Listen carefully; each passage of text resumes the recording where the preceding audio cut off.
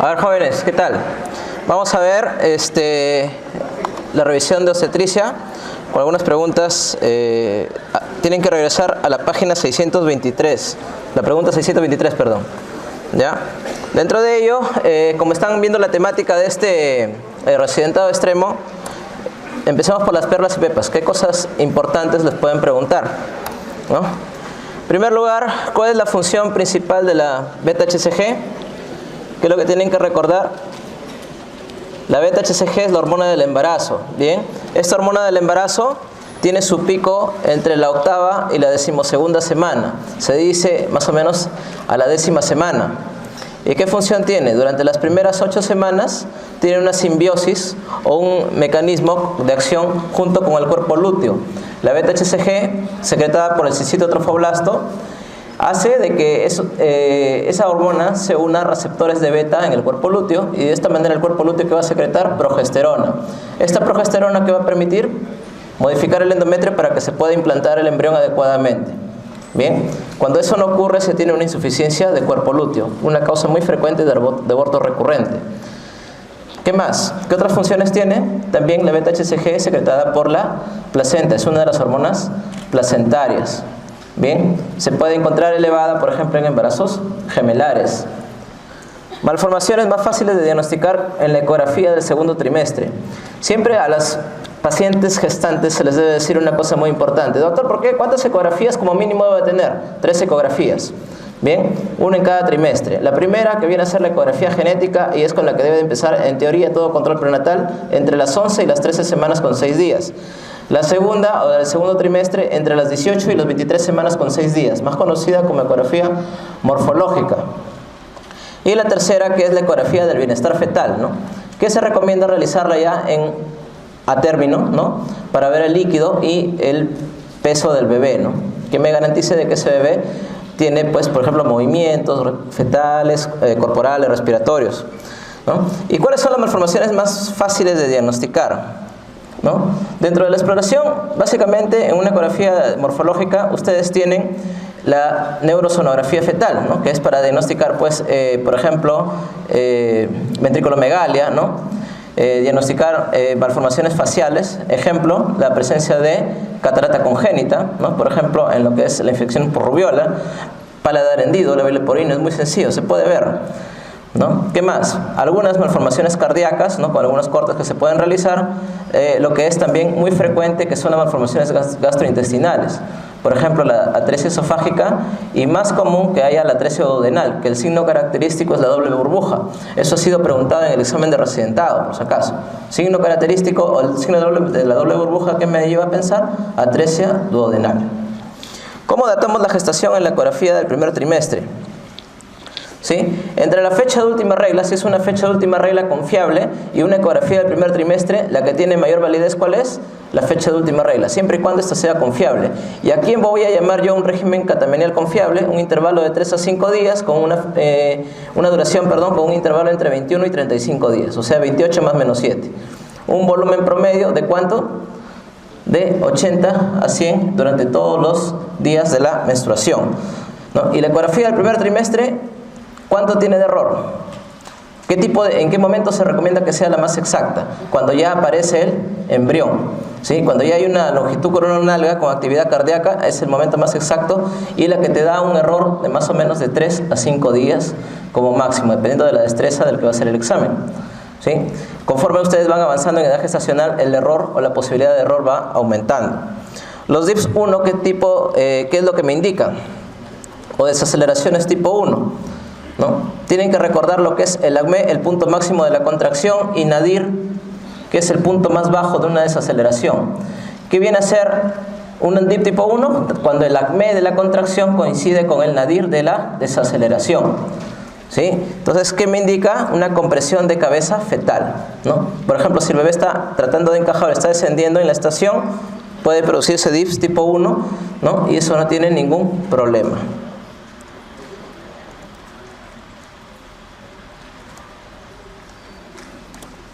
¿Qué me indica el tipo 2?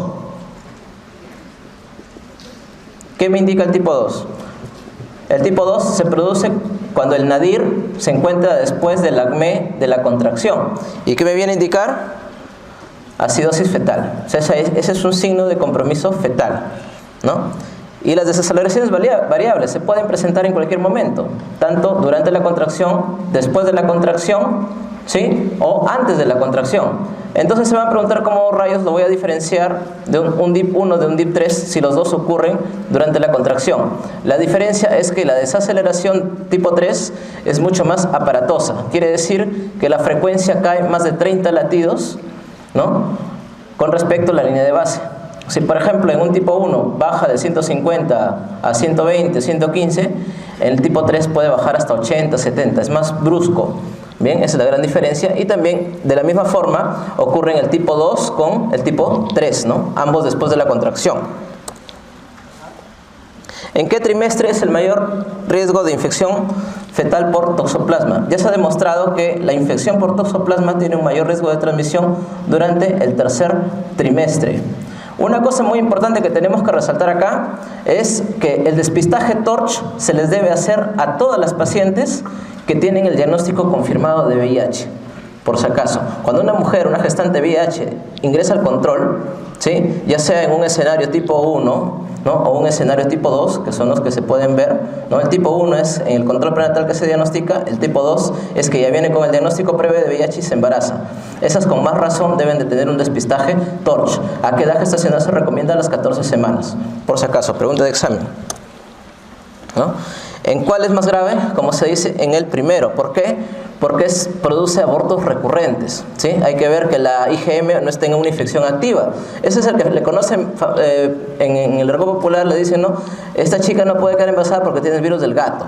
No dicen así, tiene el virus del gato, tiene pereza cada rato, ya no se puede hacer nada. Entonces, muy importante la infección por toxoplasma. Causa más frecuente de aborto tardío: la incompetencia cervical. ¿Qué podemos hablar de la incompetencia cervical? La incompetencia cervical viene a ser la famosa pérdida sin dolor, ¿sí? Es la pérdida por gravedad. ¿En quién yo tengo que sospechar o cómo pueden plantear una pregunta de incompetencia cervical? Es aquella gestante abortadora recurrente, ¿sí? En la cual ha tenido el antecedente de un legrado traumático o un parto con desgarro cervical, que ha habido algún trauma de cervix o un cono frío, por ejemplo. Un cono frío, un cono lip, en la cual se ha seccionado parte del cuello. Entonces eso me lleva a pensar de una posible incompetencia cervical. Y más aún si esta señora tiene pérdidas recurrentes, ¿sí? ¿Y cuál es el tratamiento? Es muy sencillo, con el cerclaje cervical entre la semana 14 a la semana 16, ¿sí? ¿De qué forma se puede hacer el cerclaje? De una forma por vía vaginal, ¿no? Que es el cerclaje en McDonald's, ¿no? O también en Shirokar, que es disecando el fondo de saco, o si no también se puede hacer un cerclaje abdominal. Hasta vía laparoscópica se puede hacer, claro que sí. Pero eso depende mucho también de la destreza y de qué tanto se quiere complicar el cirujano. Lo más frecuente es que se use el cerclaje cervical, que es bien sencillo, no toma 10 minutos. Factores favorecedores de DPP. Yo siempre les he dicho en las clases, causas más frecuentes de DPP son 3. En primer lugar, y lo más frecuente, los trastornos hipertensivos del embarazo, ¿sí? Toda mujer con trastorno hipertensivo, llámese preeclampsia, ¿no? Debe de sospechar siempre un DPP. La segunda causa es la ruptura prematura de membranas. Y la tercera causa son los traumatismos abdominales. La clásica pregunta, ¿no? Que mujer es golpeada por su marido, mujer que está en el micro y recibe golpe, ¿no? Por un accidente. Todo eso tiene que hacerse sospechar ese tipo de preguntas de DPP. El riesgo de DPP por un traumatismo ocurre dentro de las primeras 24 horas. Por tal razón, toda paciente con traumatismo nominal directo debe de ser hospitalizada por ese periodo hasta descartar el DPP. Y más aún, en las 6 primeras horas la posibilidad se dice que es de un 60 a un 70%, dependiendo de la intensidad del golpe, claro está. ¿Cuál es el tratamiento de DPP? El tratamiento debe ser dependiendo del grado. Si es grado 1, grado 2 o grado 3. ¿Sí? El grado 1 es el DPP silente, que es lo que todos ustedes acá han cometido cuando eran internos. ¿Sí? Se quedan dormidos con la oxitocina, después viene el residente, les empieza a gritar, la señora empieza con hipertonía, pero en ningún momento hay desaceleraciones. Entonces empieza con hipertonía, empieza a respirar más acelerado, ¿no? Con un poco de taquicardia. Tú lo ves, el útero está recontra hipertónico, ¿no? No relaja para nada. Entonces dices, ¿qué he hecho? Te has quedado dormido porque has estado posguardia o posjuerga, ¿no? Entonces, luego de eso, ¿qué va a ocurrir? ¿No? Empiezan a hacer maniobras de reanimación, la paciente al final relaja, nace el parto, sale el bebé, sacan la placenta y ven unos coágulos. Diagnóstico posparto, DPP grado 1. Grado 2 es el que todos tememos, que viene el sufrimiento fetal. Cuando hay sufrimiento fetal agudo, ¿no? Entonces ya ese tipo de pacientes tiene que actuarse de inmediato. ¿Y cuál es el tratamiento? Cesárea. En la gran mayoría de los casos, sí. En otros se prefiere el parto vaginal. Doctor, ¿pero qué sacrilegio está cometiendo usted? El diagnóstico en sí es terminar la gestación de inmediato. Si ustedes tienen una mujer multípara que está en 10 de dilatación, que está en +1 de presentación y empieza a hacer un DPP, es mejor que lo saques por vía vaginal, ¿no? Por eso es que la diferencia, todo va a depender de cuánto de dilatación tenga y si tiene las condiciones para que tú lo puedas sacar por vía vaginal. Si no, mejor la operas, ¿sí? Ahora, ¿cuál se prefiere entre los dos? De hecho, que se prefiere la vía vaginal si es en lo posible, ¿eh? Entonces, ¿por qué? Porque acuérdense que en el DPP hay consumo de factores de coagulación. ¿Y dónde va a haber mayor cantidad de sangrado? En una cesárea que en un parto vaginal, ¿no? Entonces, la moraleja de esto es diagnóstico de DPP o tratamiento definitivo, terminar gestación. Si les pone cesárea o parto vaginal, les pone las dos, busquen primero terminar gestación. Si no, ya pues ponen cesárea, dependiendo de la condición del caso clínico. Ahora, si el feto está muerto, obviamente que vas a preferir pues el parto normal, ¿no? Causa más frecuente de rotura uterina siempre es el antecedente de una cicatriz uterina previa por una cesárea anterior. También ha sido pregunta de examen de residentado. ¿Cuáles son los factores favorecedores de un acretismo placentario? ¿Por qué se produce el acretismo? ¿Han escuchado de la membrana de Nitabuch? ¿Qué cosa es? Es un tejido de colágeno que separa la decidua del tejido trofoblástico. Ese tejido se empieza a formar a partir de las 28 semanas y está casi formado entre las 32 o totalmente formado entre las 32 y 34 semanas. Cuando hay una ausencia parcial, ¿sí? Eso es lo que justifica, por ejemplo, que a las pacientes que han tenido un parto vaginal y ha sido un parto prematuro, menos de 32 semanas, no sé si han visto que las pasan a alegrar, a pesar de que aparentemente han sacado toda la placenta. Entonces, se justifica ¿por qué? Porque hay una ausencia parcial de esta membrana de Nitabuch. Cuando hay una ausencia total de esta membrana de Nitabuch, ¿qué es lo que va a ocurrir? Tienen que sospechar en un acretismo placentario. ¿Y en quiénes va a tener yo sospecha de acretismo? Pacientes que se les ha hecho legrados múltiples, que tengan cesáreas anteriores y que en el nuevo embarazo la placenta se encuentre corporal anterior, por si acaso, ¿sí? Entonces, cualquier procedimiento que se haga en el útero que pueda producir cicatriz o pueda producir compromiso endometrial con fibrosis te puede llevar a un acretismo. Pero ojo, el requisito indispensable es que la placenta se encuentre corporal anterior, o sea, pegada a la cicatriz del procedimiento que han hecho, porque si no va a ser muy difícil de que se produzca un acretismo. La proteinuria, ¿cuándo suele desaparecer? Poco tiempo después del parto, ¿ya? La pregunta acá es la siguiente: ¿es importante la proteinuria o solicitar una proteinuria en el posparto? En realidad no. El seguimiento se debe hacer con los parámetros de daño renal o daño hepático que se puedan haber producido, ¿sí? Si tú tienes un diagnóstico de preeclampsia, sabes que es preeclampsia, ¿para qué te sirve la proteinuria? Para confirmar tu diagnóstico, ¿no? Salvo que la paciente tenga el antecedente pues, de un lupus eritematoso sistémico o alguna nefropatía lúpica, ¿no? o nefropatía hipertensiva que me pueda llevar a seguir un monitoreo.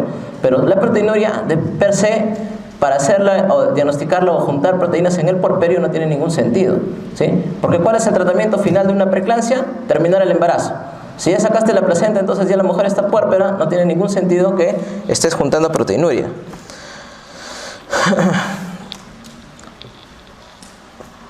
Lo es cuando el embarazo dura más de... Se han comido una letra acá, ¿no? Cuando es un embarazo postérmino, ¿no? Vendría a ser. ¿Cuándo se considera postérmino? 42 semanas. La pregunta acá es, ¿esperamos las 42 semanas para internar a una paciente? ¿No? No, siempre la hospitalización se considera a las 41 semanas por última regla o por ecografía. Si yo ya me acerco a las 41 semanas, debo de internar a esa paciente. ¿Por qué? Porque esa paciente va a pasar por un proceso de inducción.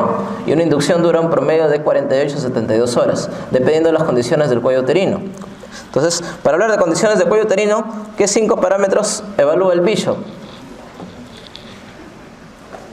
Dilatación, borramiento, altura de presentación, posición y consistencia. Son los 5 parámetros que evalúa el test de Bishop, ¿sí? Cuando yo digo que es un Bishop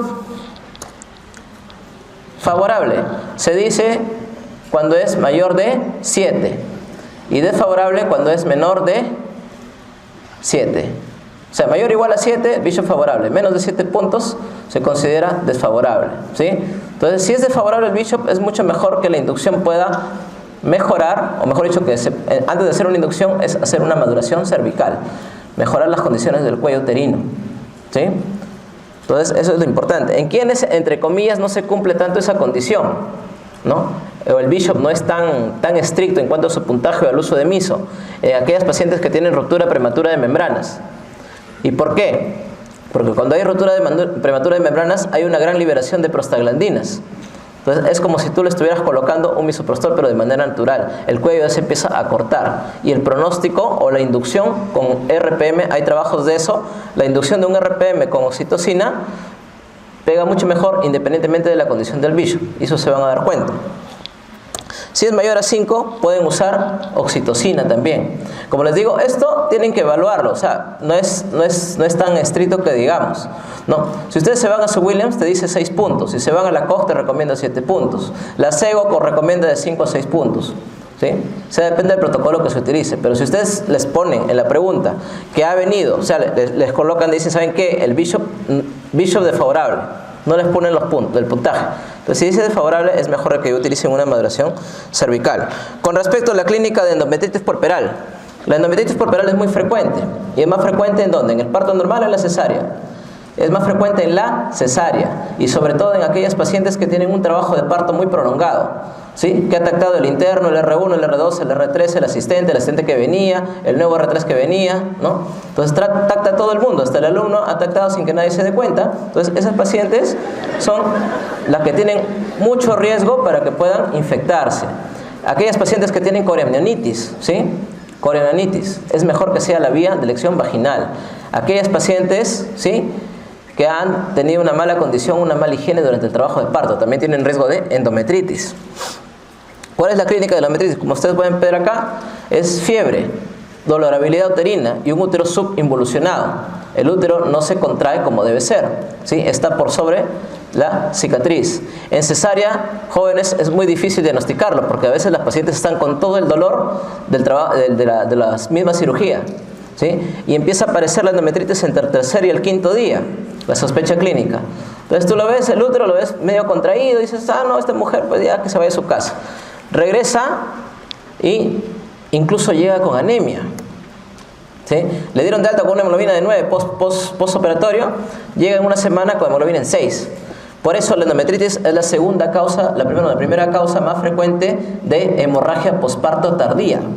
¿Ya? No se olviden de eso. Hay hemorragia posparto temprana, que son las 4 T's, tono, trauma, tejido y trombina, y la posparto tardía, que es la endometritis puerperal y la retención de restos. ¿Ya? Tratamiento de la endometritis debe ser combinado para gram negativos y anaerobios, y sobre todo si sospechas de enterococo, adicionar ampicilina. Microorganismo principal causante de mastitis, el estafilococo aureus. ¿Qué preguntas de residentado han venido y denan con este tipo de pacientes con mastitis? ¿Las mastitis puerperales está contraindicada la lactancia? No, sí puede continuar la lactancia y darle el antibiótico. ¿Qué es el antibiótico de elección? Se recomienda dicloxacilina o amoxicilina con ácido clavulámico. Un periodo de 10 a 14 días, ¿no? Muchas veces esas mastitis se llegan a coleccionar y ese es un absceso mamario. Si ya se forma un absceso, tendrían que drenar. Ojo que es muy diferente una mastitis de una congestión mamaria, chicos. La congestión mamaria es muy frecuente observarla en aquellas pacientes que han tenido fetos pretérminos, que están en incubadora, o aquellas pacientes que han tenido óvitos fetales. Entonces dice, deme algo para cortar la leche porque me estoy llenando. Entonces tú ves que las mamas están ingurgitadas, están duras, pero no hay signos de flogosis, ¿sí? Y la fiebre en una mastitis es mucho más fuerte, mucho más intensa que en una paciente con congestión mamaria. ¿Ya? Preguntas, ahora sí, para no aburrirlos mucho. ¿Cuál es la segunda causa de muerte materna en el Perú? Los trastornos hipertensivos del embarazo. Acá en Lima, por si acaso, la causa más frecuente es los trastornos hipertensivos. ¿Y por qué?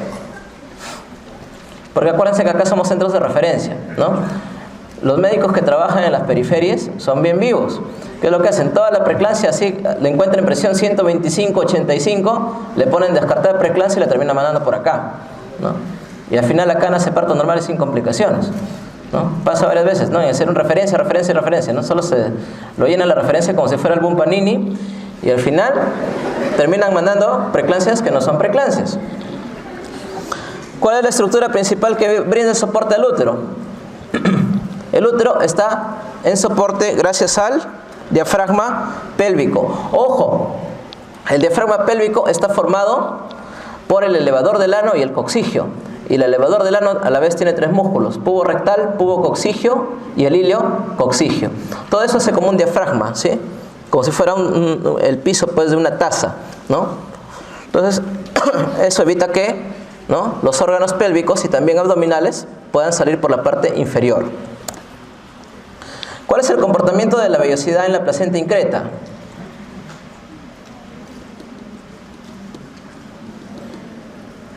¿Cuál es aquella que está en increta, dentro del miometrio? Está dentro del miometrio.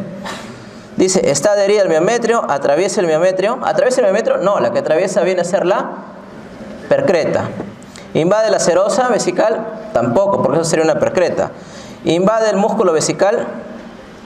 O se introduce en el miometrio pero no lo atraviesa. ¿Cuál marcarían ustedes? La E, ¿sí? Se va a introducir en el miometrio, pero en ningún momento lo va a atravesar. Está confinado al miometrio, ¿sí? Esa es la explicación. ¿Qué tipo de inmunidad confiere el traspaso de anticuerpos maternos hacia el feto?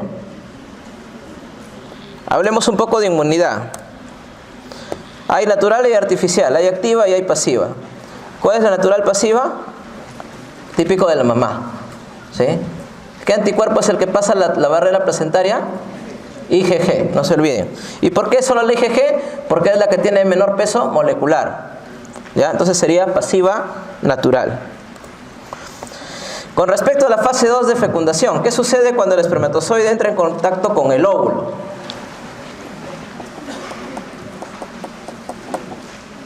¿Qué ocurre? Es un poco de embriología. Una vez que hacen contacto, ¿cuántos espermatozoides penetran en la zona pelúcida? ¿Ah? Uno, nada más, pues, que es el que, por eso nacemos, pues. Entonces, ¿qué es lo que tiene que hacer para que pueda pasar? Tiene que, en primer lugar, cambiar su permeabilidad. Miren, fase 1, que es cuando hace contacto con, ¿cómo se llama eso? Con la corona radiada, ¿sí? Luego ya llega a la zona pelúcida. Entonces ahí se quiere meter, pero tiene que, con sus enzimas, tiene que lisar esa zona, ¿no?, con la acrosina y tratar de entrar para que pueda existir la fusión de pronúcleos, que es en la fase 3, ¿sí? Entonces cambian la permeabilidad de la zona pelúcida. ¿En qué etapa de desarrollo gestacional se produce la implantación endometrial? En blastocisto, ¿sí? Acuérdense que se fecunda en el tercio distal de la trompa, ¿sí?, cerca de la zona ampular. Después viaja y se empieza a dividir. 2 células, 4 células, ¿no?, hasta que llega a un estado de mórula, que es más de 64 células.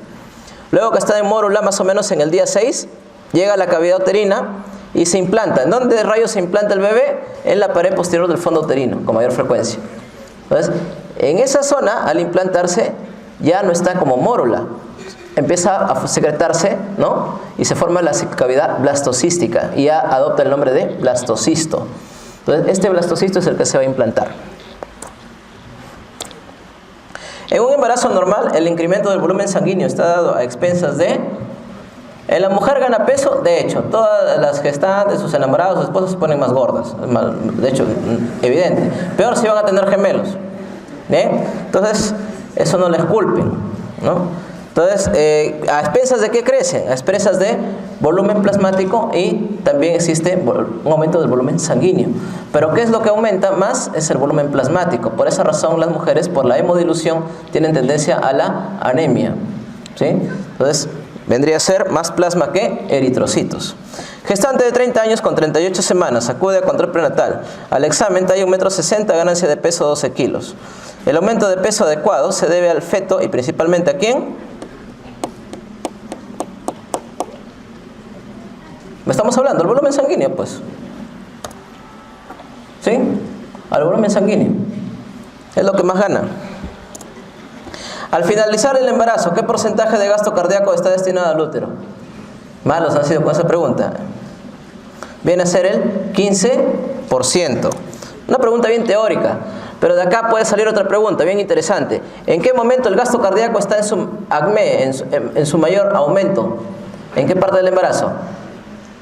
¿Primer trimestre, segundo, tercero, trabajo de parto? Trabajo de parto. El mayor consumo de gasto cardíaco se debe del trabajo de parto. En una gestante con diagnóstico de miomatosis, ¿cuál es el tipo más frecuente de degeneración que presentan los miomas? Si les está diciendo que es una gestante, no vayan a emocionarse y decir quística o hialina, tiene que ser roja, ¿sí? La degeneración roja es la degeneración propia de la gestación. ¿Con qué se relaciona? Con dolor. Es la única degeneración que te puede provocar dolor intenso. Y en gestantes te da o se asocia mucho a amenaza de parto pretérmino, ¿ya? Por si acaso. Este es un cuadro de lo que es el gasto cardíaco, ¿no? El gasto cardíaco en promedio, ¿cuánto aumenta? Un 30 a 40%. ¿Sí? Si es embarazo gemelar, aumenta un 10 a 15% más. Se considera un feto maduro cuando principalmente ha alcanzado la madurez anatómica y funcional. ¿En qué? En los pulmones, ¿sí?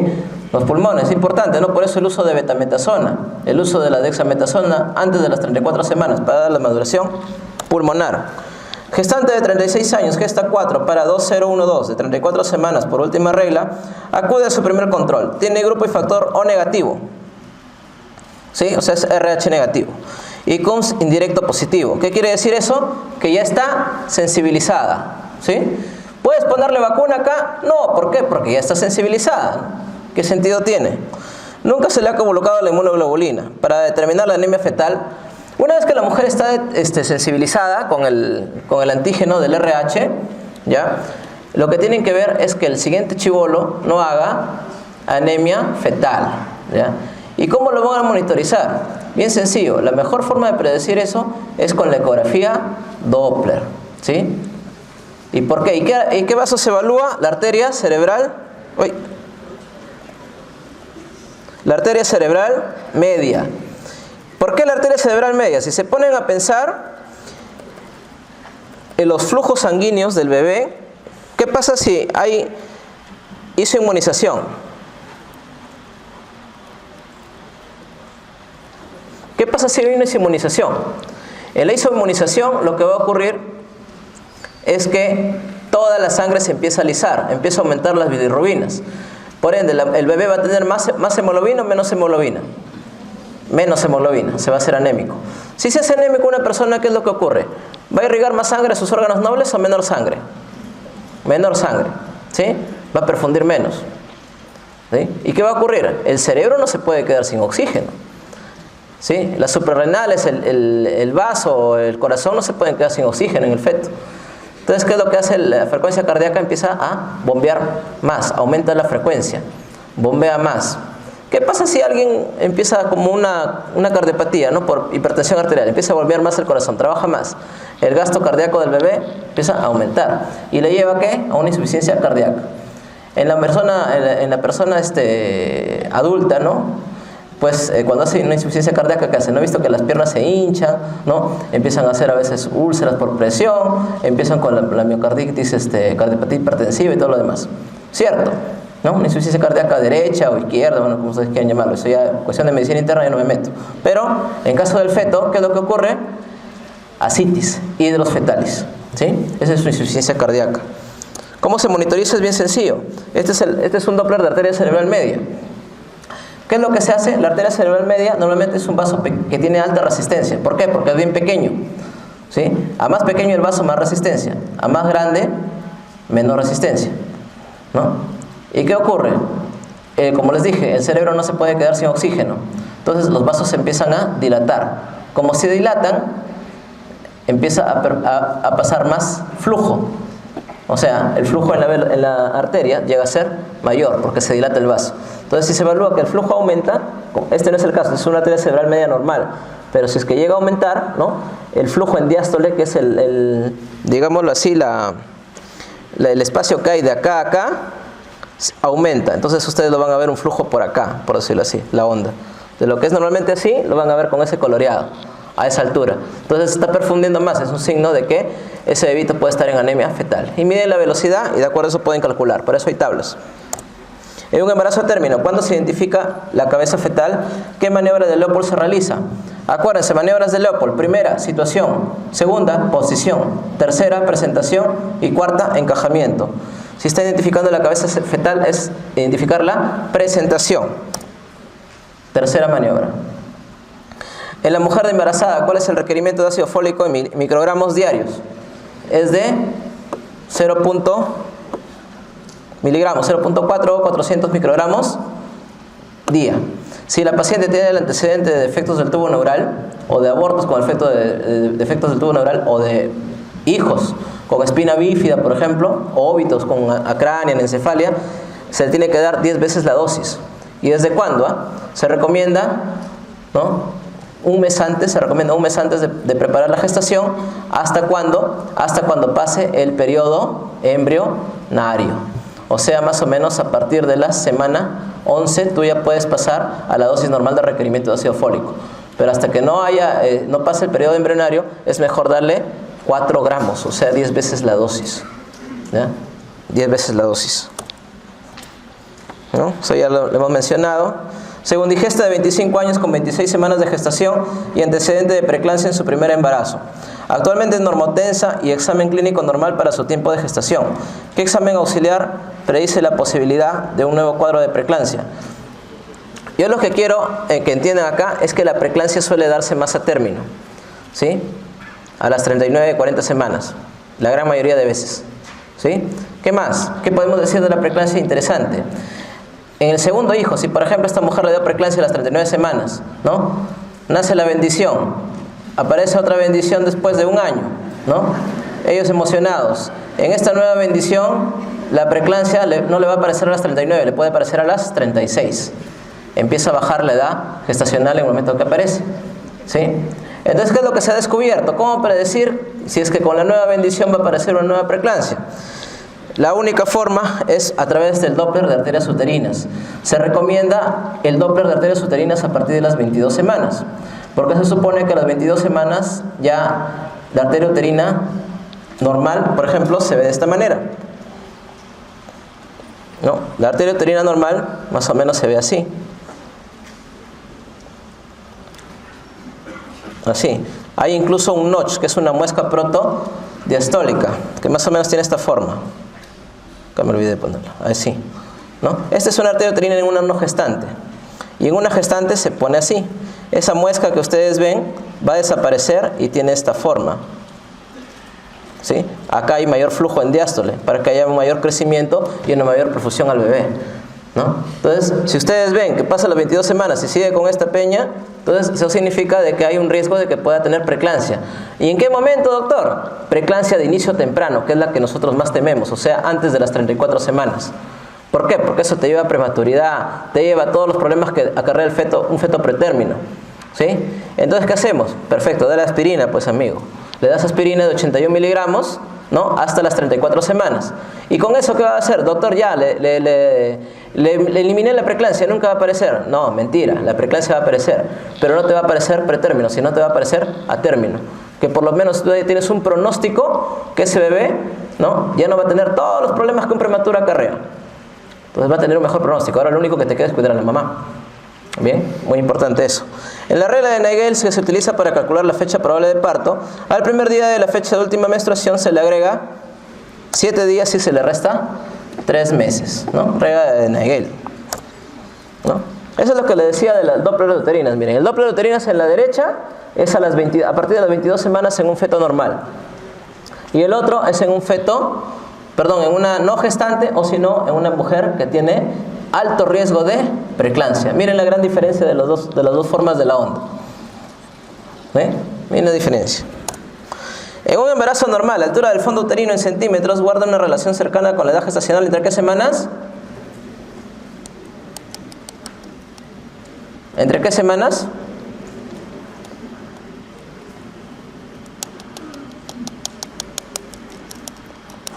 ¿En qué altura generalmente coincide con la altura uterina con la edad gestacional? 35, 36, no, 37, 38, peor. 39 y 42, peor. Tienes 13, 19, 20, 34, ¿cuál marcarías? ¿Cuál marcarías? Que coincide exactamente con la edad gestacional. Ahora, ojo, medir una altura uterina a una gestación de 13 semanas es bastante difícil, ¿no? No te va a salir 13. Entonces, por ahí descartas, te quedas con 20 a 34. Pero en sí la pregunta está mal enfocada, porque debería decir entre las 20 y las 30 semanas la altura uterina coincide con la edad gestacional. Entre las 20 y las 30. A partir de las 30... ya debería de ser, para calcular, si no conoces última regla, si no le has realizado la ecografía, puedes calcularlo ¿por qué? Por la altura uterina multiplicada por 8 sobre 7. ¿Ya? Por 8 sobre 7. El suplemento de folatos antes de la concepción reduce la incidencia de ¿qué? Lo hemos hablado, de defectos del tubo neural o espina bífida. Gestante de 35 semanas, hace 3 días refiere prurito intenso a predominio palmar y plantar, sobre todo en las noches, no presenta lesiones dérmicas. ¿Cuál es el diagnóstico más probable? Eso viene a ser una colestasis, no es que la mujer tenga ácaros, ¿ya? Por si acaso. Es una colestasis. De ahí les voy a mostrar la diapositiva. De esa colestasis no se vacilen, ¿eh? Porque esa colestasis es bien frecuente. Esa colestasis se confunde con preeclampsia. ¿Pero cuál es el riesgo que la mujer se esté rascando? Pues darle su clorfenamina, ¿no? Yo qué sé, ¿no? No es así. Lo que ocurre es que para hacer un diagnóstico de colestasis tú tienes que dosar ácidos biliares. Si tú tienes, se dice de que cuando los ácidos biliares están por sobre las 40 unidades, el riesgo de óbito fetal se eleva en un 60%. ¿Ya?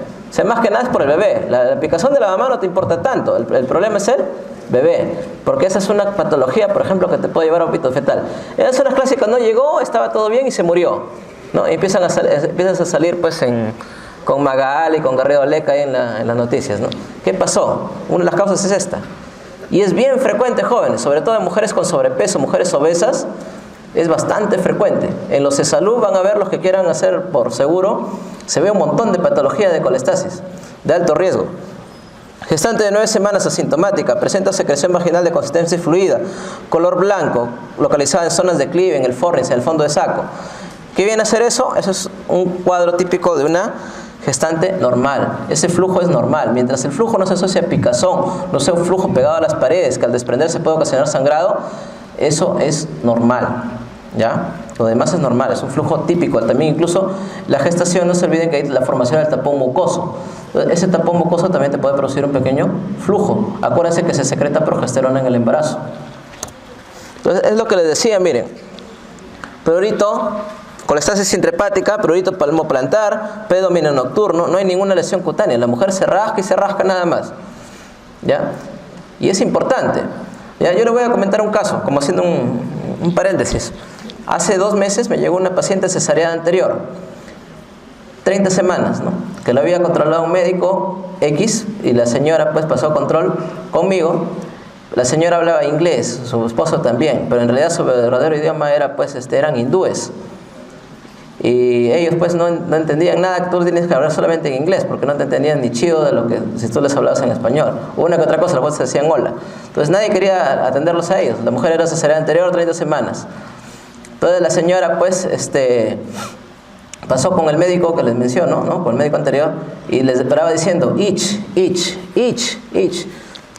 no, pero no hay hinchazón, madre, todo no estás hinchada, estás bien.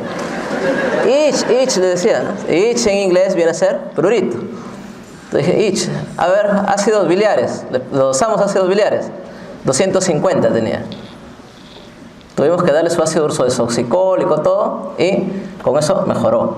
Al final le dimos parto normal, ¿no? Increíblemente, y salió por parto normal en la cesárea anterior, ¿no? Pero disminuimos totalmente el riesgo de óbito fetal, ¿no? Gestante de 8 semanas acude por sangrado vaginal profuso desde hace 3 horas, acompañado de dolor intenso. Examen físico 80-60, frecuencia cardíaca 98. Especuloscopía cervix con sangrado y coágulos abundantes. Si hay bastante cantidad de coágulos y el orificio externo e interno está abierto, ¿qué es lo más probable que haya ocurrido? Un aborto.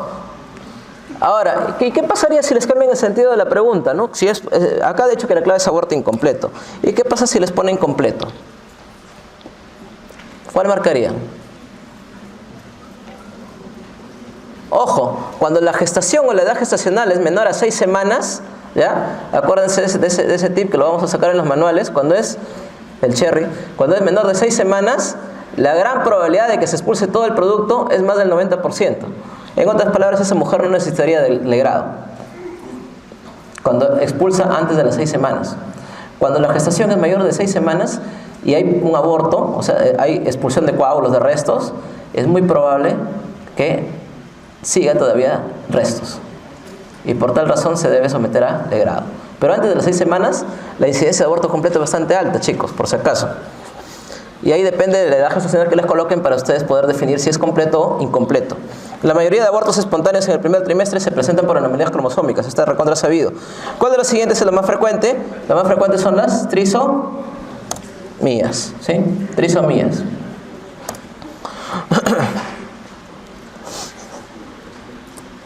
Gestante de 12 semanas, acude a emergencia por presentar sangrado vaginal activo y dolor.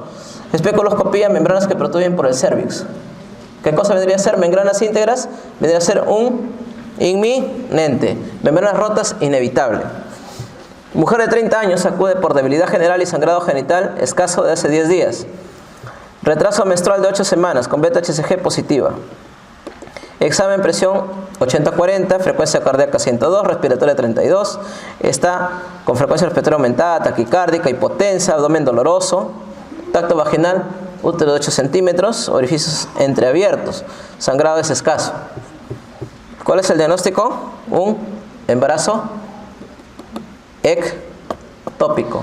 ¿Sí? El embarazo ectópico tiene 2 comportamientos, chicos. El primer comportamiento, que la mujer se choca, está recontra pálida, hipotensa, taquicárdica. Y el otro comportamiento viene a ser el comportamiento de plastrón. ¿Sí? Ese es el que más se confunde con los cirujanos, ¿no? Que nos disputamos mismo Juego de Tronos, el uso de la sala, ¿no? Entonces, ¿por qué? Porque incluso la mujer llega por cirugía, todavía llega por cirugía.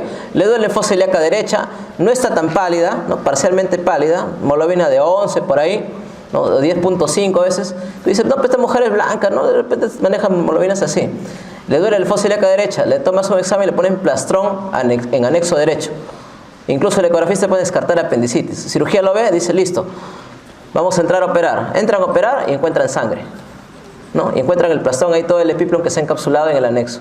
El apéndice, bueno, dice, para el roche sácale, y llama al ginecólogo. Le decimos que se ha complicado con el apéndice, se ha roto, ya bla bla bla bla. Lo anudan todo y dice, ya, de ustedes chicos, chao. Ellos liberan el epiplon y ya te dejan a ti para que tú saques tu trompa. Eso es lo que suele pasar, ¿no? Como a veces también entra al revés, ¿no? Entramos por plastrón anexial y a veces pensamos que es ectópico, ¿no? Porque incluso a la vez nos tocó una paciente con un aborto completo y la beta todavía salía positiva. Pensamos que es un ectópico y al final fue un aborto, ¿no? Que se produjo también por una apendicitis, hizo una peritonitis y esa fue la causa de la pérdida. Y la señora decía que había tenido sangrado, ¿no? Pero que no le bajaba mucho y era porque estaba en gestación inicial. Entonces todo eso juega, ¿no? Se dice que el abdomen siempre es una cajita de Pandora porque no sabes lo que va a pasar. Mujer de 30 años acude de emergencia, ¿no? Viene, bueno, es lo mismo, un embarazo ectópico. ¿Cuál de las siguientes alternativas no es factor de riesgo para embarazo ectópico? ¿Cuál de la que ven ahí? ¿Fumadora? Sí. ¿Legrados? Sí. ¿Cesárea? Sí. ¿Edad adulta? Sí. ¿Qué tienen que ver algo las duchas? Sí. ¿Cuál no es? Me confundí entonces. ¿Cuál no es? A ver, díganme. ¿Cuál no es? ¿Duchas? ¿Fumadoras? Sí es. ¿Edad adulta? Eso no es. A ver, acá el cuadro.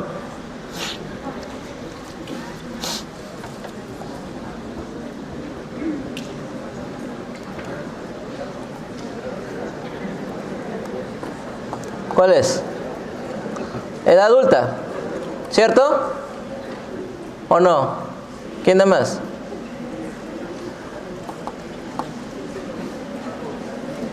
Todas están mal.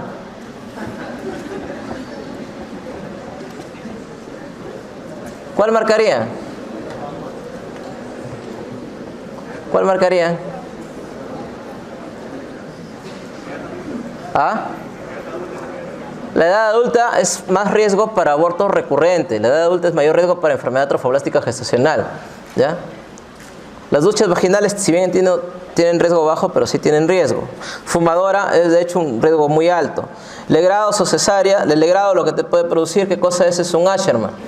Legrados recurrentes. Entonces al pegarse pues va a tratar de quedarse en la trompa y puede producir un ectópico. Sobre todo se dice que se asocia con los ectópicos intersticiales.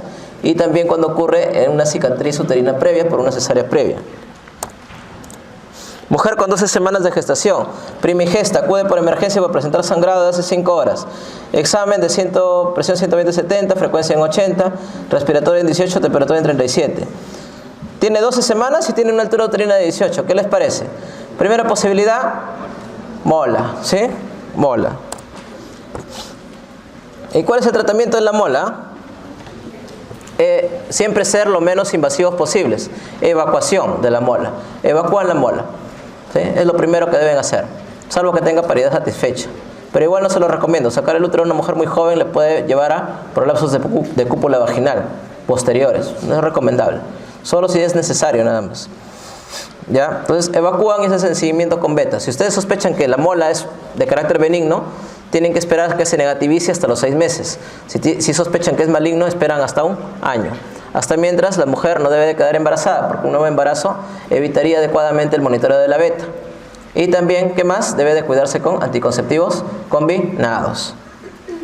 Paciente de 34 años, antecedente de un aborto fetal hace 2 años con diagnóstico de mola dieetiforme persistente.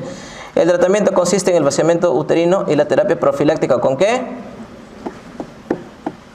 ¿A qué se le da cuando la beta persiste? ¿Ustedes cómo monitorizan la beta? Primero la deben hacer a las 48 horas de que ha sido operada. Luego hacen el control semanal por 1 mes. Luego hacen mensual hasta cumplir los 6 meses. Y luego, si están sospechando en una malignidad, al año. Si en ese control mensual ustedes tienen, ¿sí?, 2 tomas en las cuales se empieza a aumentar el valor de beta o 3 tomas en las cuales se está haciendo una meseta, es mejor de que administren metrotexate, ¿sí?, que vendría a ser la respuesta.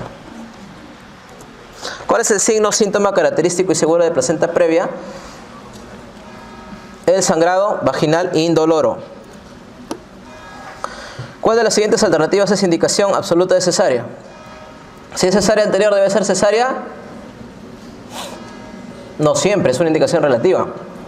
Si tiene un buen peso, si está bien localizado, si no es pelvis estrecha, si no se repite la causa de la cesárea previa, entonces puede darle chance vaginal. Miomatosis múltiple es indicación.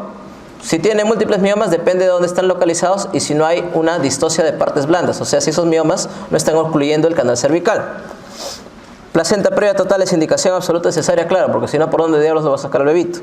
Condilomatosis perineal es indicación de cesárea parcial, siempre y cuando, ojo, siempre y cuando los condilomas cubran más del 40% la salida del cervix.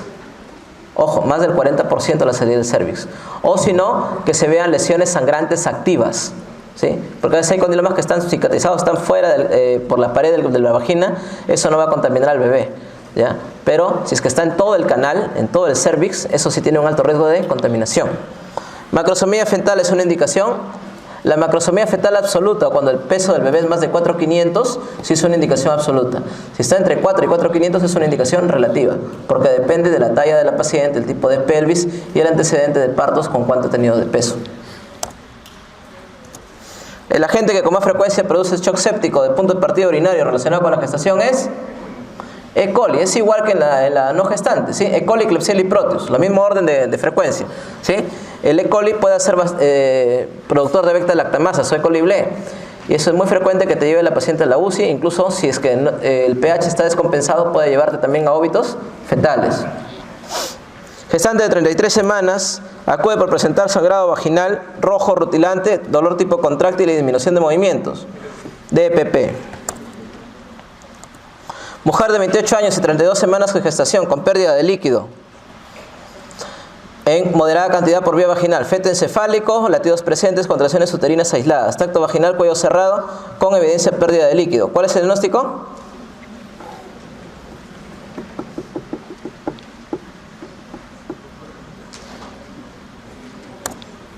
Es un RPM. ¿Hay corio ahí? No, porque no se está evidenciando si es que hay signos de corio. Te vendría contracciones aisladas. En todo caso te hubiera puesto, ¿no?, dolorabilidad uterina, alguna de esas cosas. ¿Cuál de los siguientes eventos es factor de riesgo para el desarrollo de fiebre puerperal? Lo más frecuente, la ruptura prematura de membranas más de 24 horas. Cuando es un RPM prolongado, ya debe de hacerse profilaxis, antibiótico profilaxis para RPM. ¿Que cuál es? Ampicilina I, gentamicina. Y si la paciente va a entrar a cesárea, le agregas clindamicina. Pues. ¿Por cuánto tiempo? Hasta las 24 horas posparto.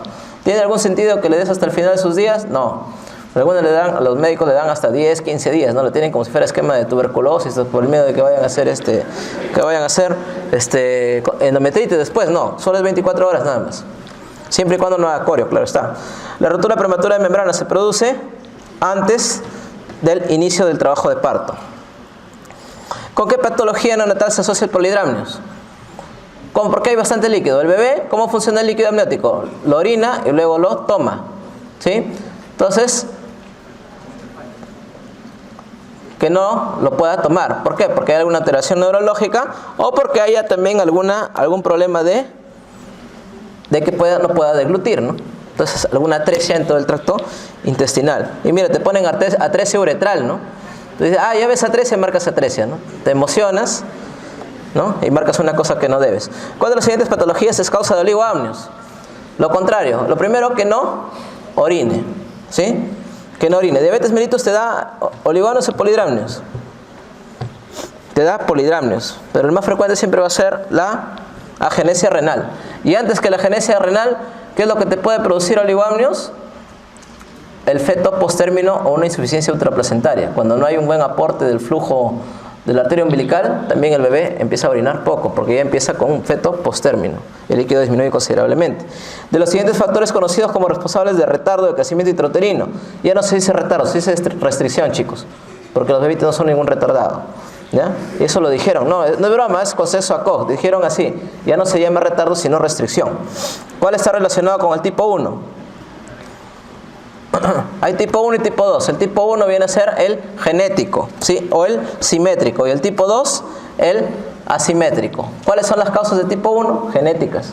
O infecciones TORCH. Y tipo 2, las otras 4 que ven ahí.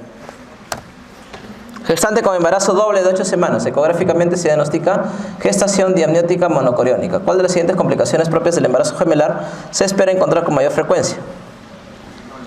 ¿Ah? Lo más frecuente o la complicación más frecuente del embarazo gemelar, sea la corionicidad que sea, siempre va a ser el parto pretérmino. Y lo que le sigue de ahí, si es monocoriónico, ojo, si es monocoriónico, es el transfusión fetofetal. Es la segunda causa, ¿ya? Siempre va a ser el parto prematuro. Entonces los gemelares siempre están sufriendo eso. El manejo adecuado de la gestante RH negativo. Si no está sensibilizada, le pones la vacuna a las 28 semanas, o si no, tienes hasta las 72 horas post-parto, ¿no? Siempre y cuando no esté sensibilizada. Y si ya está sensibilizada, piña, pues tienes que hacer tu seguimiento con Doppler para evaluar que no haga anemia fetal o no haga insuficiencia cardíaca. Y ver en qué momento termina la gestación. La E. Primigesta de 22 semanas, RH negativo no sensibilizada. ¿Cuál es la más adecuada? La vacuna.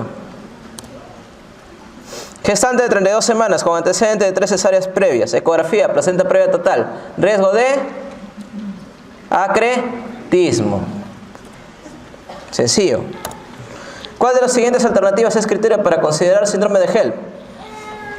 Plaquetas menos de 100.000. LDH más de 600, transaminasas más de 72. ¿Cuál ves ahí? LDH más de 600. ¿Cuál es el criterio para hacer diagnóstico de preeclampsia? Ojo, como preeclampsias secas o sin signos de severidad. Presión arterial en 2 tomas por más de 140/90 por espacio de 4 horas, más proteínas en orina de 300 miligramos en 24 horas o extrapolado. Extrapolado, ¿qué quiere decir? En el tiempo que tú quieras recolectarlo. Porque a veces necesitas terminar la gestación antes y solo este tiempo recolectas. ¿Sí? Porque imagínense que tenga una preeclampsia que sea cesárea anterior 2 veces, 40 semanas. No, doctor, Pérez, para juntar la orina hasta un día entero, porque todavía no sé cuál es el diagnóstico. Si ves que está haciendo 140, 150, no debes esperar hasta que se severice, ¿verdad? Entonces, recolectas el tiempo en 6 horas y luego terminas gestación, para que confirme tu diagnóstico. La B. ¿Cuál de los siguientes fármacos antihipertensivos está contraindicado en el embarazo? Los YECAS, ¿sí? Los YECAS. O los ARA2 también. Mujeres de 32 años, ¿por qué? Porque te llevan a restricción del crecimiento intrauterino, por si acaso. Mujeres de 32 años con 38 semanas de gestación, cefalea, sin contracciones, presión 150 a 110, en 2 controles de 6 horas, proteinuria de 2 cruces, oliguria, o sea, hay daño renal, creatinina elevada. ¿Qué cosa es eso? Una preeclampsia con signos de severidad. Te está dando todos los criterios de severidad. Síntomas premonitorios, daño renal, ¿no? Falta el daño, tiene el daño hepático, trombocitopenia, ¿no? La A. Entonces, acá no olvidar este cuadro que tiene la hipertensión gestacional, la preeclampsia, eclampsia, la hipertensión arterial crónica y la hipertensión arterial crónica con preeclampsia sobreagregada. De todas, ¿cuál es la más temible? ¿Cuál es la que así nosotros salimos corriendo? Esta de acá, ¿ya? La que tiene preeclampsia sobreagregada. Porque estas condenadas suelen aparecer su preeclampsia antes de las 34 semanas. Por ende, su cuadro es más aparatoso, se complican más. Son las que más van a UCI, son esas. ¿Sí? Hipertensión gestacional, ya les dije, 140/90 en 2 tomas por espacio de 4 horas. ¿Sí? Proteínas normales y no hay daño ni agudo ni crónico de órgano blanco. No hay daño de órgano blanco, ni renal, ni hepático, nada. Preeclampsia, eclampsia. Puede ser sin criterios y con criterios de severidad. ¿Cuáles son tus criterios de severidad? Síntomas premonitorios. Presión arterial más de 160 a 110. ¿Qué más? Oliguria, ¿no? Creatinina mayor de 1.2. ¿Sí? ¿Qué más? Eclampsia, que convulsione es una preeclampsia con criterios de severidad. ¿Bien? Y sin criterios, ¿cuál es? Es lo mismo que el HG, con la diferencia de que hay proteínas en 24 horas extrapoladas, lo que les he mencionado. Y acá, ¿esto qué cosa es? Es un daño agudo. Otro daño agudo, edema agudo de pulmón, por ejemplo. Si ya tienen eso, es una preeclampsia con criterio de severidad. No que, si te pones a pensar como el internista, no que voy a pedirle una, ¿cómo le piden ¿cómo se llama esto para el dímero D, ¿no? Empiezan a filosofar, ¿no? Estás pensando, pues es una preeclampsia, pues se acabó. Después le pides dímero D, le dosas minicrodias, todo lo que tú quieras, ¿no? Si es hipertensión arterial crónica, esta hipertensión aparece antes de las 20 semanas. ¿Sí? La hipertensión es la misma, ¿no? El manejo como si fuera una hipertensión esencial. 140/90, 2 tomas, todo lo demás. Acá hay un daño crónico de órgano blanco. Daño crónico en 3 esferas. Ojo, corazón, cardiopatía hipertensiva, retinopatía hipertensiva y riñón. Como obviamente no vas a hacer una biopsia de corazón para confirmar tu cardiopatía hipertensiva, una biopsia renal para confirmar una nefropatía, ¿qué es lo que haces acá? Estudias fondo de ojo. Si te llega una mujer no controlada y tú no sabes si es esto o es esto, que se está severizando, por ejemplo, te puede llegar con 200/100 y todavía te sale elástico una cruz, a veces hay daño renal. Y dices, ¿y ahora qué hago? ¿Terminar gestación? No, primero fondo de ojo. No vaya a ser que sea, ¿qué cosa? Una hipertensa crónica. Esta mujer está haciendo una crisis hipertensiva. El manejo de una crisis hipertensiva es totalmente diferente. Tú ahí lo que tienes que hacer es controlar la presión, no es acabar el embarazo. Solo controlas presión. ¿Sí? ¿Cuándo acabas el embarazo con una hipertensión crónica? cuando se severiza, o sea, cuando ya hay daño agudo, o cuando hace una crisis hipertensiva. Si ya no puede controlar su presión, es mejor terminar el embarazo. Es lo que te dice el acojo, ¿ya? Por si acaso. Gestante de 20 años, sin antecedente de hipertensión arterial, con 40 semanas de gestación, es llamada de emergencia por sufrir desmayo en su casa. Examen confusa, presión elevada, pulso 90, abdomen plano, tono uterino aumentado. Se ve que está haciendo una hipertonía, proteinuria positiva. Si está haciendo hipertonía, ¿qué tiene que sospechar? Con presión alta, que ha hecho TPP y también que tiene su trastorno hipertensivo de fondo. ¿Sí? ¿Cuáles son los eventos en la fisiopatología de la preeclampsia relacionados con la presentación?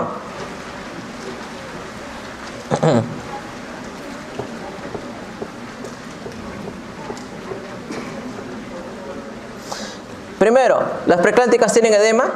¿Suelen manejar más volumen que las mujeres no preeclánticas? Sí, pero ese volumen se va al intersticio. El volumen intravascular disminuye considerablemente. Ellos tienen poco volumen dentro de sus vasos. Por ende son más propensos a chocarse, a hacer hemorragias posparto, a anemizarse y todo lo demás. ¿Por qué? Porque hay daño en el endotelio. El daño está a nivel de las células de la mioíntima, ¿sí? Y eso hace que haya un edema, pero en el intersticio. ¿Y ese edema cómo se traduce? Como edema en miembros inferiores, y también al hacer la cesárea ustedes van a encontrar un montón de líquido libre, ascitis. Gestante de 38 semanas por FUR, acude a emergencia por cefalea, trastornos visuales y oliguria. No trabajo de parto, frecuencia normal, presión elevada, proteinuria de 2 cruces, creatinina elevada, daño renal y trombocitopenia. ¿Qué es eso? Es una preeclampsia con criterios de severidad. En una paciente con historia previa de preeclampsia con signos de severidad, ¿cuál de los siguientes fármacos es utilizado para prevenir o disminuir la severidad de la preeclampsia? Les he dicho, la preeclampsia vuelve a aparecer, pero para que por lo menos no aparezca tan temprano, para que no sea tan severo, dale aspirina. Dale aspirina. Gestante de 27 semanas, acude a la emergencia por presentar escalofríos, fiebre, náuseas y molestias urinarias. Dolor lumbar, ¿qué cosa es? Fiebre, pielonefritis. Gestante de 32 semanas, acude a consulta externa por disuria, por la quiuria y tenemos vesical. Niega alza térmica. ¿Cuál es el tratamiento de elección más adecuado?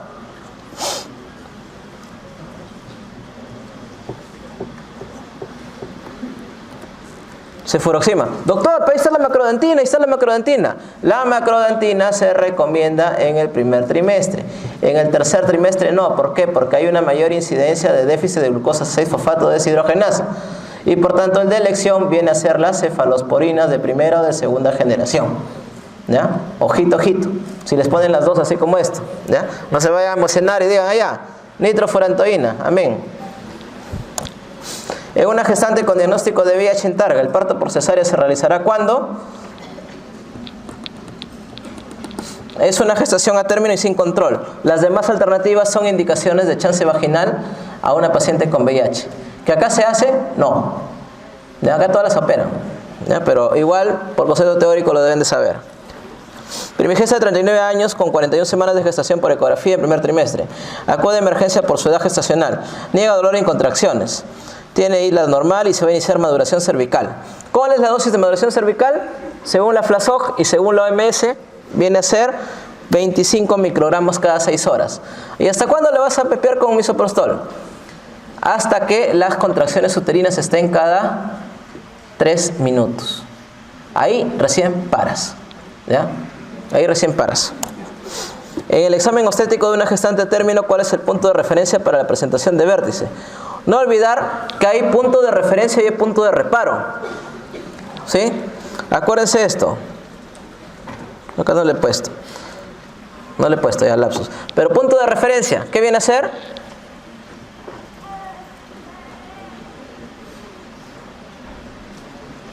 Punto de referencia. Lo más frecuente es presentación de cara. Punto de referencia.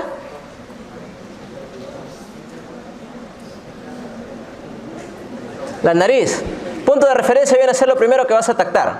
¿Sí? Si el bebito es narizón, con mayor razón. ¿Sí? Punto de reparo, ¿cuál es? El punto que te hace los giros. ¿Sí? Es el punto de reparo. ¿Sí? El que te hace los giros. ¿Y cuál es el giro? El mentón. ¿Ya? En caso de una presentación de vértice, el punto de referencia y el punto de reparo coincide. Viene a ser lo primero que tactas y va a ser lo que va a hacer los giros. Por ende es la fontanela posterior. En una deflexión de tercer grado, ¿cuáles son las estructuras anatómicas palpables al tacto vaginal? Los arcos y el mentón, ¿sí? Pero el mentón viene a ser el que hace los giros. Mento anterior, mento posterior. Gestante de 39 semanas en fase activa de trabajo de parto, frente en presentación cefálica con deflexión y punto de referencia nasal. ¿Cuántos centímetros mide el diámetro que se presenta?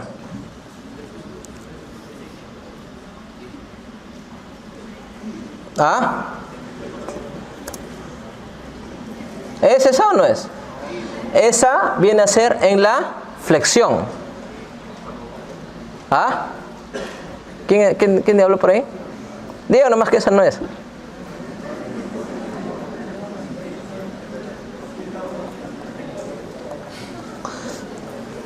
¿De qué deflexión estamos hablando ahí? Segundo grado, ¿sí o no? Ya, en la deflexión de segundo grado, ¿qué diámetro se presenta? ¿Y ese cuánto mide? 13.5, esa es la clave. Mujer de 27 años, gesta 2 para 1001. Con gestación de 31 semanas, acude a control prenatal rutinario. Su embarazo ha transcurrido sin complicaciones, con antecedentes de miomas ulcerosos diagnosticados en ecografías previas y un solo efecto activo. Altura uterina de 38. ¿Cuál es la complicación más probable que se asocie a la presencia de miomas? Lo más frecuente, por sobredistensión uterina, ¿qué te puede dar? Parto pretérmino. Parto pretérmino. ¿Cuál es la causa más frecuente de hemorragia posparto? Atonía uterina, ¿sí? En el puerperio. En relación a la anticoncepción durante el periodo de lactancia materna, ¿cuál de las siguientes alternativas es correcta?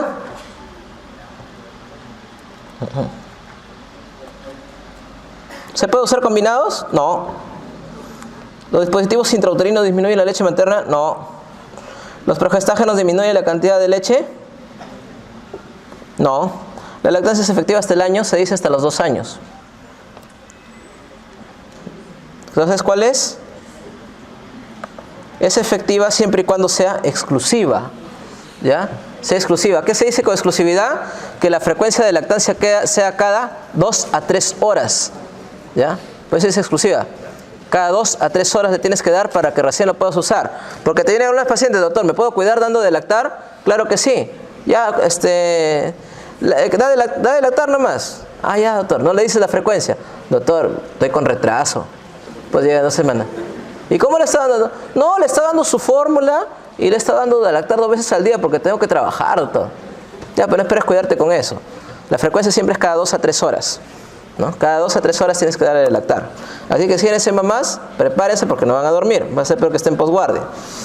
Mujer con antecedentes cesáreos hace 4 días, presenta sensación febril confirmada. Taquicardia, sangrado genital con mal olor, dolor y subinvolución. ¿Qué es eso? Una endometritis. ¿Cuál es el tratamiento? Se los dije al inicio. Perlas y pepas. Clean de agenta y si está sospechando enterococo, ampicilina. Primigesta de 38 semanas, llega a emergencia en fase activa. 5 horas, frecuencia cardíaca 148, ruptura prematura de membranas verde fluido, contracciones uterinas de 1 cada 5, 30 segundos. Ya está con meconial. Tacto vaginal en 5, presentación menos 3. Pelvis límite. ¿Existe el término pelvis límite? Les pregunto, ¿qué es límite?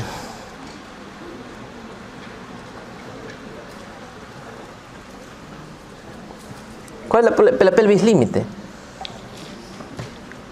En primer lugar, yo por esto saco que la persona que ha hecho esta pregunta debe tener más de 50 años. Y no es por burlarme, porque el concepto de pelvis límite es de más o menos el año 80. ¿Ya? La pelvis o es estrecha o no es estrecha. Y si es estrecha, tú debes decir a qué nivel está la estrechez. Superior, medio, inferior. ¿Sí? Superior conjugado diagonal, medio espina diámetro bisiático y inferior, ¿cuál es? El diámetro biisquiático. Eso es el término correcto. Pelvis límite significa o que no sabes evaluar la pelvis o no sabes qué cosa es, si sale o no sale. En caso contrario, sería una desproporción cefalopélvica, una desproporción fetopelviana, que es muy diferente. Entonces, si ya me está diciendo pelvis límite, lo que me está dando a entender es que está haciendo desproporción, porque ya está con 5 de dilatación y por un periodo de 5 horas. ¿No? Es lo que está queriendo decir, está con 5 de dilatación por un periodo de 5 horas. Si bien es cierto, la dinámica está 2 en 20, ¿no? debería de estar un poco mejor, pero encima te está diciendo que está meconial, o sea, está empezando a hacer un pequeño sufrimiento fetal. Y encima tiene un ponderado de ecografía de 3.700. Imagínense, si esta ecografía lo ha hecho un R2, debe ser más o menos 1 kilo. Entonces, ¿no? Tienen que pensar de que puede ser una desproporción. Entonces, ¿el diagnóstico qué cosa es? Es una broma, por si acaso, una broma. Peor sería que fuera más o menos un feto, que eso también ha pasado. ¿No? Si no, miren el naranjal, ¿qué pasó esa noticia? Diagnóstico, programar para cesárea. Le está dando todos los criterios de desproporción. La arteria uterina es rama de la arteria ilíaca interna o hipogástrica. Durante el trabajo de parto, un feto presenta distocia de hombros. ¿Cómo se denomina la maniobra en retirar los miembros inferiores de la madre al estribo? Hiperflexión. ¿Cómo se llama? Mack-Roberts. El indicador más frecuente de embarazo postérmino, ¿cuál es?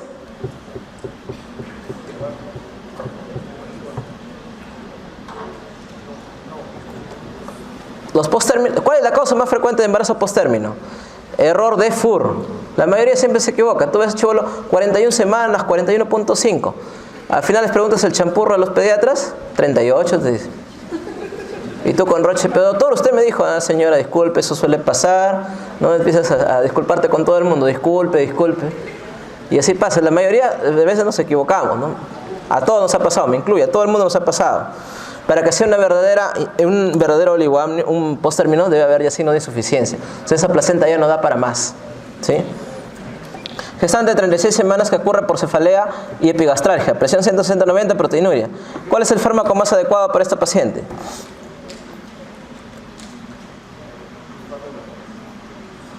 ¿Cuál es lo principal? ¿Qué es lo que debes mejorar acá primerito? Si te dan a escoger entre las convulsiones y la presión alta. Primero tienes que ver las convulsiones, porque esta mujer te está diciendo cefalea y epigastralgia.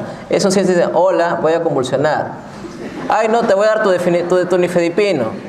No, pues primero tienes que darle su sulfato. Luego que su sulfato estabilizas la presión.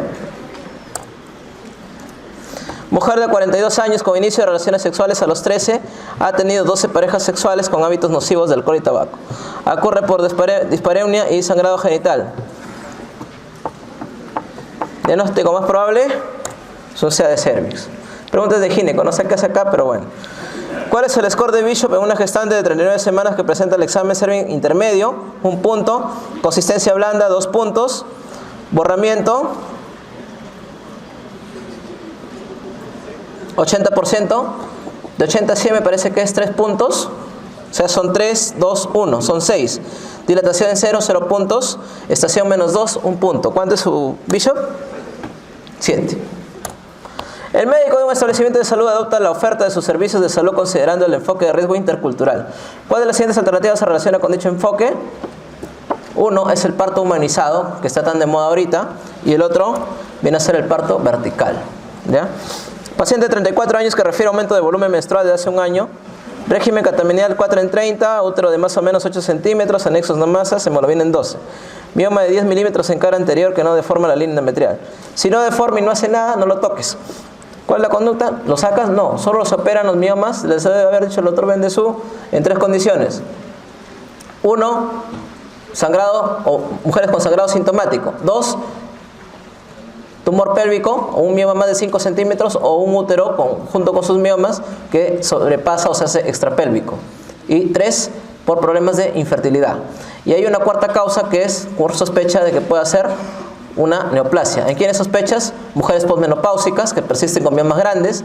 ¿En quiénes sospechas? Mujeres con miomas de crecimiento rápido que se puede tratar de un sarcoma.